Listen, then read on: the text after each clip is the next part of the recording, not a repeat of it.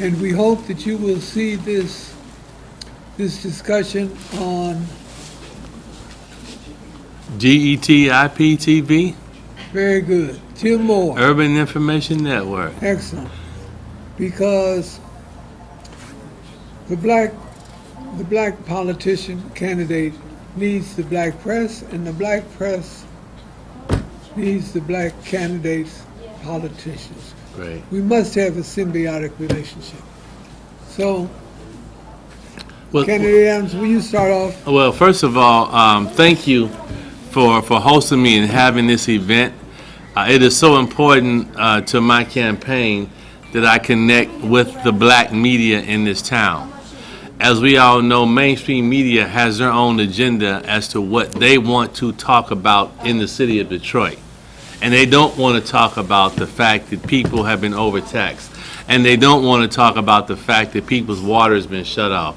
And they don't want to talk about the $600 million in overassessment. And they don't want to talk about the crime. They don't want to talk about the gentrification displacement in our communities. And so having a vigilant black media is so important to connecting and being able to communicate a message that we are empowered in our own community, that we don't have to take a back seat to decision-making in our community, that we have the right to govern ourselves in a manner that will provide the benefits. And we also need to talk about reparations and how we improve our life by empowering ourselves to give us the tools that we need in order to make our community successful. And so I'm here to answer whatever question. There's nothing off limits in this interview, because I believe the best way to understand who I am is to give you unfettered ability to question me about every aspect of my life, every aspect of my candidacy, and every aspect of my vision on how I bring the city together. We'll throw it open to an open conversation. Well, start off. Okay, and make sure you identify yourself again. Beverly Smith, publisher, Detroit Smart Pages newspaper. Been printing and publishing since 2006, actually.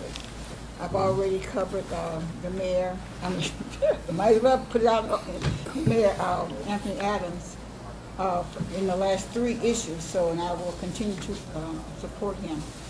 But you said some interesting things on what they don't want to cover, and I'd like to make a list of exactly what you said Okay. for the cover of the next issue. All right. And entitle it what they don't want to talk about. Right, great, So great. with your photo on it, so that's mine. So, I think that, when I talk about these issues, people say, oh, but you're being negative. I said, but negative is not telling you a fact that you need to know. Negative is just simply not having an approach on how you're going to address the issue. And so when I say they don't want to talk about overtaxation, they don't want to talk about it because we all understand that people have been impacted by paying high taxes in the city of Detroit.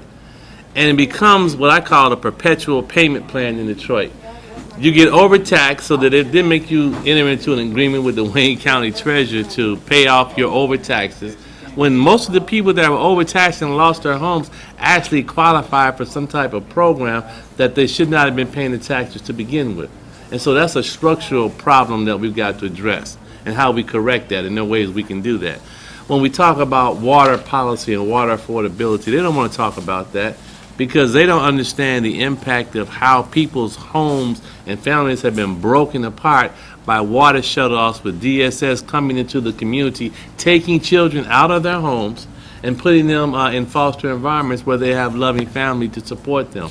Not recognizing the economic importance of the family structure, which has been devastated in the black community by so many institutional racism issues that impact our community.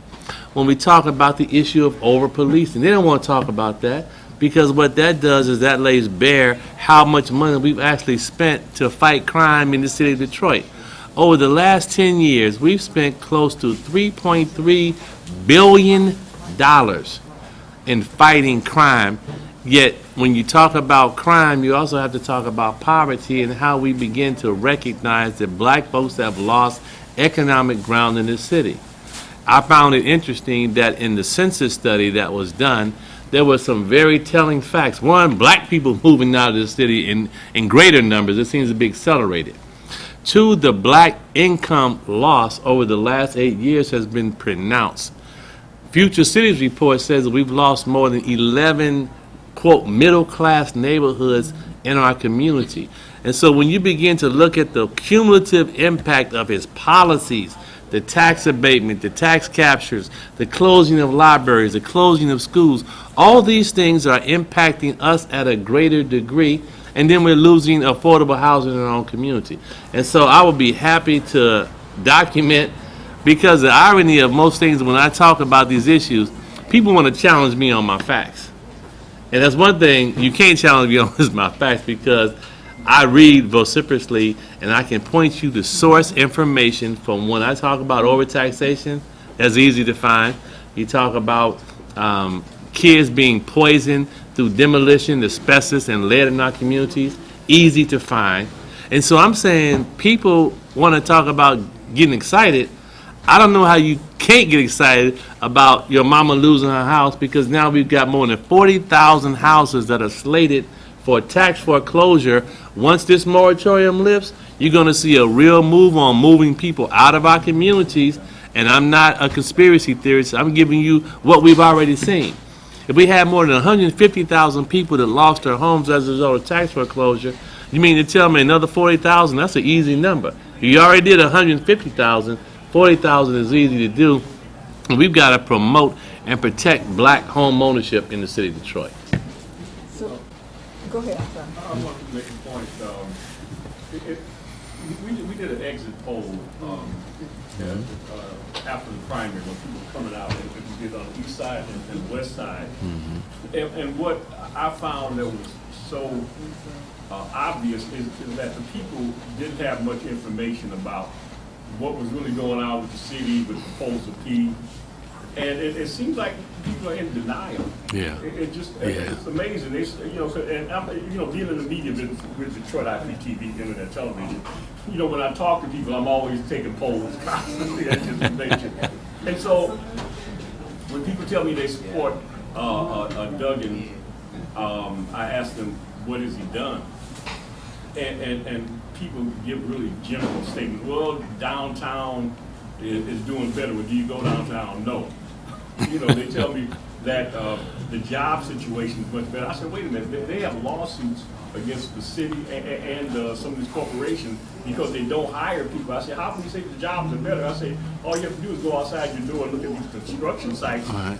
They used to let us hold the signs, but now you don't even see us holding signs. Right. And the lady said, well, yeah, you are right. I don't see any people working for these construction jobs. So I think the so-called mainstream media or white media, they don't tell the story, but I guess people put this information in their minds. Yeah. It's not supported by facts. Well, there's a massive, we understand, because you all in the media, there's a massive disinformation campaign that goes on. Because they have millions of dollars with their dark money PACs and with their black faces who promote their agenda. And it becomes very alluring when you listen to these very slick commercials. P is a problem. It's very slick, very sophisticated, because it hits on emotional issues which impacted Detroiters. Probably the most devastating thing that happened to the black psyche in Detroit, apart from what I would call the attack on black leadership and the systematic destruction of black people in this city over time. Because it didn't just start with Kwame Kilpatrick, it started with Coleman Young. And the constant Detroit Free Press and News, all the stories, the constant badgering. And so then you have years where they've been planting the seed that black folks can't represent themselves. Black folks are corrupt. Black folks cannot be trusted. And most people, even though you might not believe it, if you hear it once, you don't believe it. But if you hear it over and over again, there seems to be a level of truth that might appear from that, but we're digging deep in the surface of how we really attack these issues. And so we've got to understand, which is why the black media is so important, is that we don't, because of the internet and Twitter and Instagram and all these other print media, smart pages and things like that, we have the ability to provide information and access outside of what they do. That is our countervailing force. I don't think we really utilize the power enough because, as I'm always told by Mr. Rambo, one hand washes the other.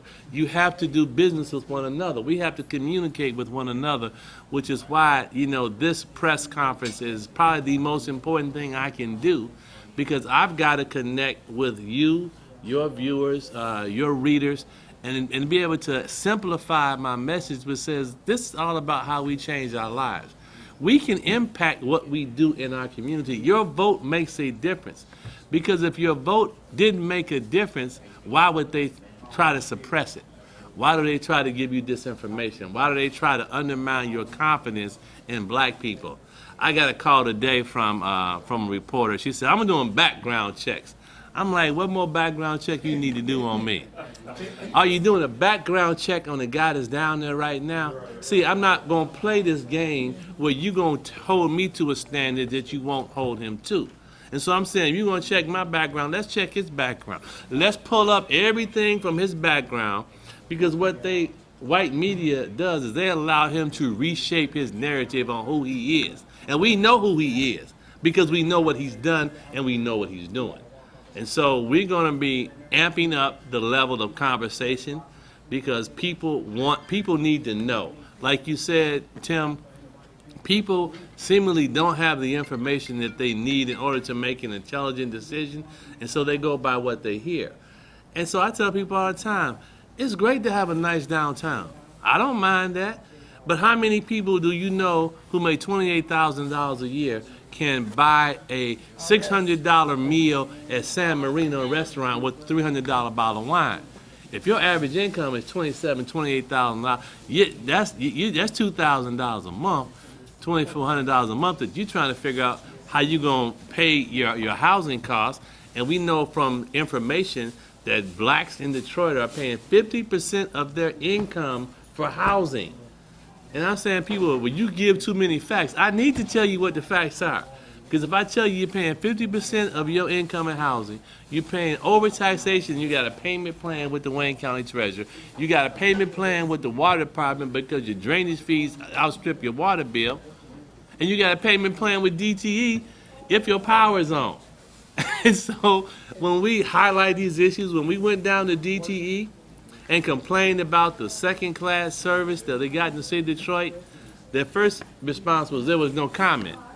But then all of a sudden, their second response was, well, we work with the mayor to coordinate service in Detroit. But then he's doing a lousy job. And then, lo and behold, the Attorney General steps up and, DTE needs to give more credit. And now the governor everybody jumping on the bandwagon. We raised that issue. And so we're going to keep raising the issues of how we're being misplaced, mistreated, displaced, and we made second-class citizens in our own city. And we seemingly are accepting this, but I just believe that the tide is going to change with the power of black media getting behind this campaign. The point you just made about, was it Dana Nessel? Dana Nessel, yeah. Her making a statement after the demonstration you guys did at DTE. That shows that Detroit is really the place where people look to for leadership. Mm-hmm. And as long and I don't begrudge Mike Duggan for what he does, but the population is 85% black. At least that's what I see because of the undercount. Mm-hmm. So we have to represent not just Michigan, but the rest of the country, and we need to assume that. So and the interesting thing about that, because I've had so many conversations with so many people throughout this entire city, is that some people want to attack me because they say, all you talk about is the fact that you're black. I say, I don't really talk about the fact that I'm black. You can see I'm black. That's pretty obvious.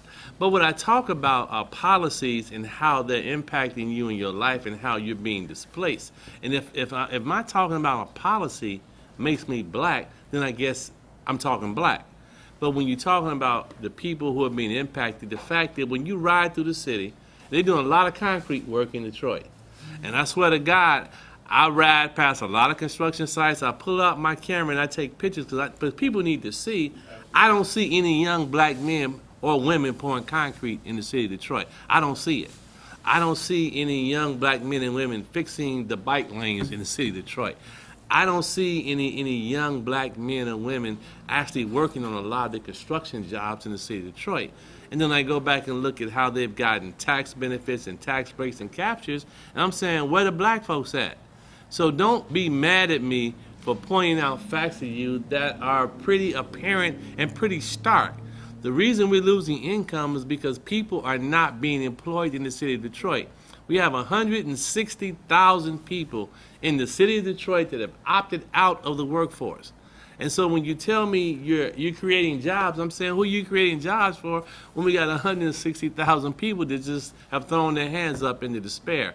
And that's the lack of connection, the lack of a hope and aspirational leader that you have in someone like me who can speak to those issues, because we all got family, we all got somebody in our family that we just need to have a conversation with.